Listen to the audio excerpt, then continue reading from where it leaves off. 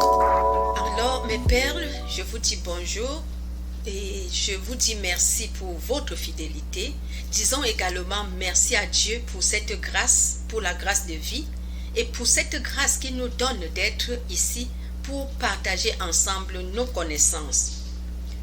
Aujourd'hui, nous allons clôturer avec la 7e clé sur les 7 clés que j'ai par l'inspiration du Saint-Esprit choisi de partager avec vous pour vous aider à vivre une vie glorieuse qui conduit à l'aisance financière. Alors, la 7e clé, nous l'avions titrée la faveur. Ah oui, la faveur. Alors, gardez l'écoute. Pour vous qui êtes là pour la première fois, mes perles, je vous dis du fond du cœur, bonjour, je vous dis merci d'être là. Merci d'avoir honoré celles qui vous ont invité, qui vous ont parlé de nos vidéos. Je vous encourage aussi à faire comme ceux-là. Aimez les vidéos, cliquez sur le bouton de notification afin d'être informé de nos prochaines vidéos. Partagez-les sur vos différentes pages afin qu'ensemble nous puissions apporter un plus à nos vies, à nos familles et à la société.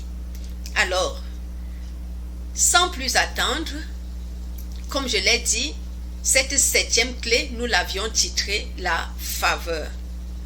Qu'est-ce que déjà la faveur? Beaucoup diront que la faveur, c'est une grâce imméritée. C'est ce que beaucoup donnent comme définition de la faveur. Nous pouvons dire oui, mais quelque part, je dirais, je vais vous démontrer, je vais vous prouver que c'est le 1/10 de la réponse. Parce que cette faveur vient d'où? De notre Créateur. Et ce Créateur que nous ne voyons pas. Parce que lui-même a utilisé des hommes pour parfaire son travail sur terre. Alors, nous devons comprendre que pour obtenir les faveurs que Dieu a déposées en nous, nous devons reconnaître que toute bénédiction vient de Dieu par les hommes et pour les hommes, mes perles. Par les hommes et pour les hommes, c'est ça la clé de la faveur.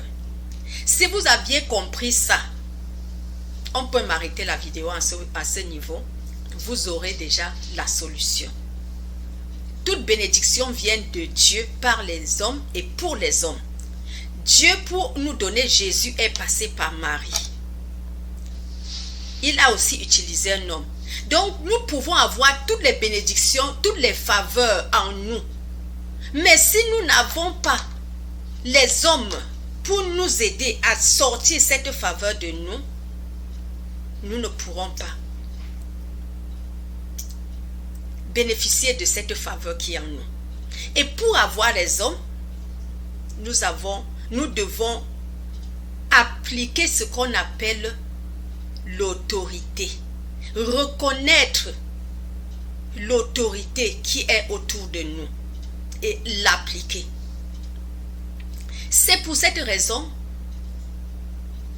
que Dieu a dit: honore ton père et ta mère afin que tes jours soient glorifiés.